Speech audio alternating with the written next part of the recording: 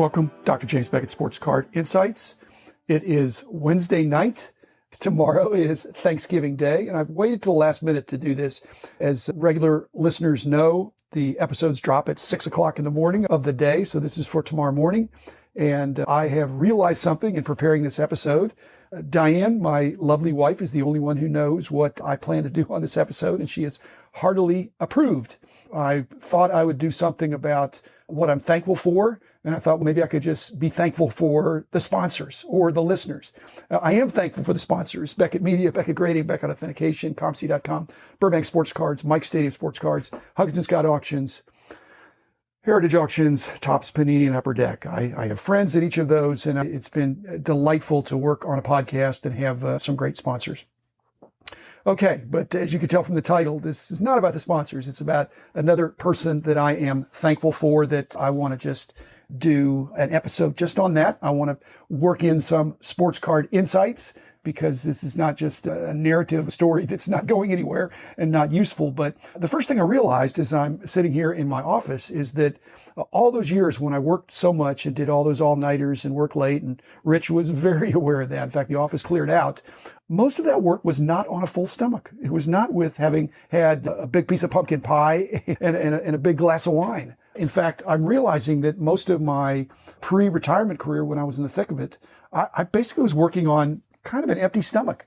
If you've seen me at shows, I frequently skip lunch. Now, again, I'm not recommending that for people, but I seem to work better. Now, I'm not saying I'm famished, and I'm not saying that I have an empty stomach. I'm just saying I'm able to skip a meal. I'm not starving, but I'm concentrating. And if I'm sugared up or any of that stuff, it does affect my metabolism. So, with all that as preamble, I'm going to talk about, again, there's lots of people I could have picked. I'm certainly thankful for my awesome wife. I would start there, but I've got great kids, great parents, great siblings, wonderful friends, not in the hobby, as well as wonderful friends in the hobby, and especially a shout out to former teammates at Beckett Publications that I just really enjoyed working with. But today, I'm going to tell you why I'm thankful for Rich Klein. Regular listeners probably already know some of this, but I'm going to try to add some sports card insights related to Rich for the very few of you who perhaps have never met Rich. He really gets around. He's been to a lot of the big shows back when we were working together. Every national of the last probably 30 something. He's been to pretty much every one of them, and so have I. And so we've been done a lot of things separately together. Rich thinks we met in 84. I think it was earlier. We've already recounted that interaction. But Rich, as those of you who know him, is an unforgettable character. I don't know that I'm unforgettable in the same way, but we always warmly greeted each other in the 80s when he wasn't working for me at the time. I'd see him at the Nationals, East Coast shows, probably for 6 or 7 years.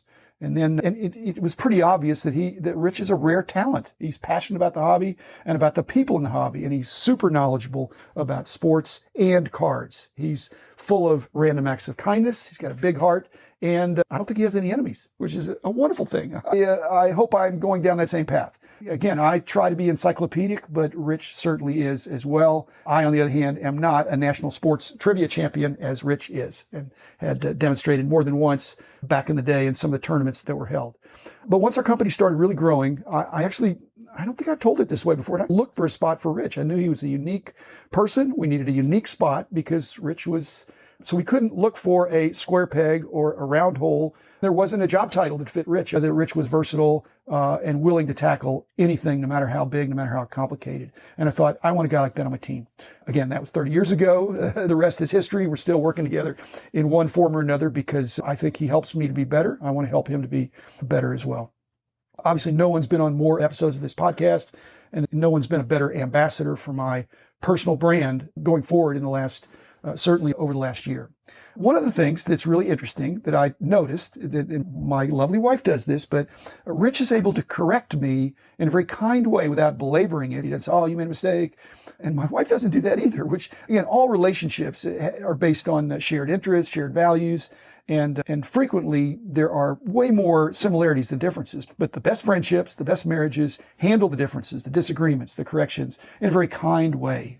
I really don't think I make many mistakes, but when I do misspeak, and I've done that on this podcast, even on something relatively inconsequential, Rich has the nicest way of quote unquote clarifying. He doesn't rub it in. And Rich, I really appreciate that. I don't think I've caught Rich in very many mistakes, but when he catches me, it's to help me. So I appreciate that. He's got an uncanny memory. Again, I have an excellent memory, so I don't think I take a backseat to very many people, but I probably take a backseat to Rich. I've got a great memory for names and numbers, but Rich does perhaps even more. That's a huge asset. And my message, my sports card insight, is that I think Rich is gifted in this way. But you know what? I think memory is a muscle, and I think it improves as you exercise it regularly.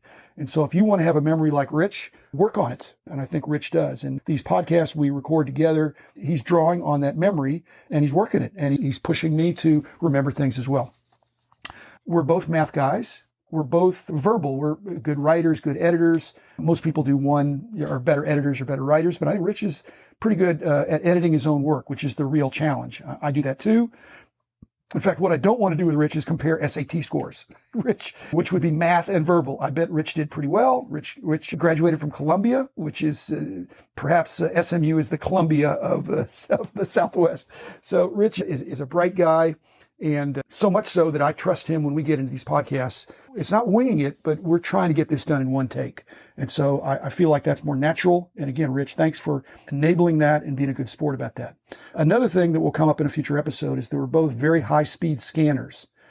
And again, I say both, but he's faster than I am. I think I'm really fast, but he's faster than I am. We'll be sitting side by side, socially distanced, but at a box, and he is finishing the box faster than I am. And I'm okay with that. And sometimes I follow after him, and it could be $1 box, and he's pulled out a bunch of cards, and then I go through the box he went through, and I still pull plenty of cards because otherwise I think, well, Rich's already been through it and nothing worth looking for. No, we're not looking for the same things, but we both still recognize good deals, but not just good deals, but good deals at a very quick glance. You have to have that ability, or you'll be still working on one box all day Saturday at a show. You've got to be able to work it through it. And Rich is absolutely a high-speed scanner. If you've ever seen him do it, you'd be amazed.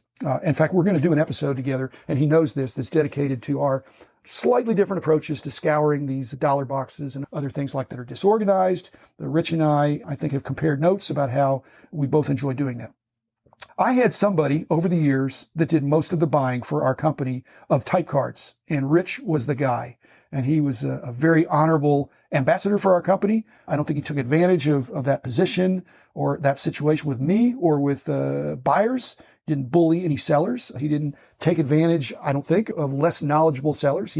If they asked a certain price, he didn't try to get them, squeeze them way down. Again, he proud to have him on my team. He didn't make me look bad. He made our company look good in that he would pay the price. He'd whip out the cash, and then we'd get back from the show and we'd see what he'd picked up, what I'd picked up. And so rare did we have overlap.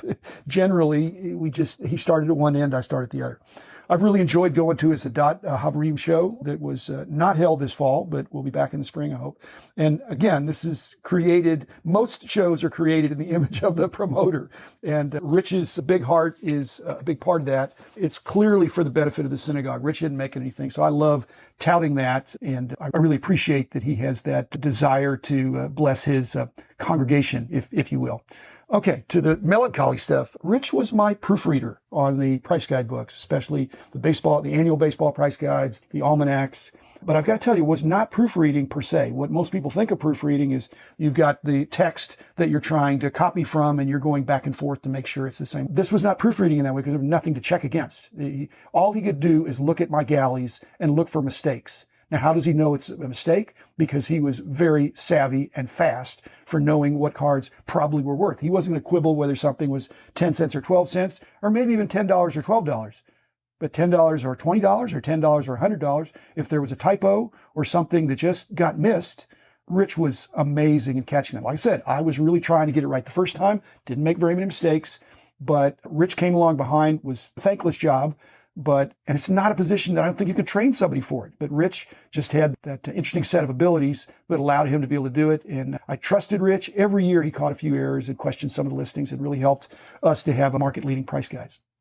But until a recent podcast, I really realized what a burden my sudden retirement from the price guides, what a burden that had been on Rich. Because Rich admitted in the middle of a podcast how much pressure that fell to him when the company, even though I was the boss, but I had a heart attack at that point, and then I was out of it. We had new software, And it fell to Rich to do not just the proofreading, but the original, a lot of that basic research. Again, we had a lot of great contributors, a lot of stuff coming in. We had a team, but Rich, instead of being the goalie, he was the striker. He was the guy that was out there. In fact, he probably played in multiple positions. And it was an awful lot of work. And what took me a number of months to do, took Rich a number of months to do. And I think he said 6 months.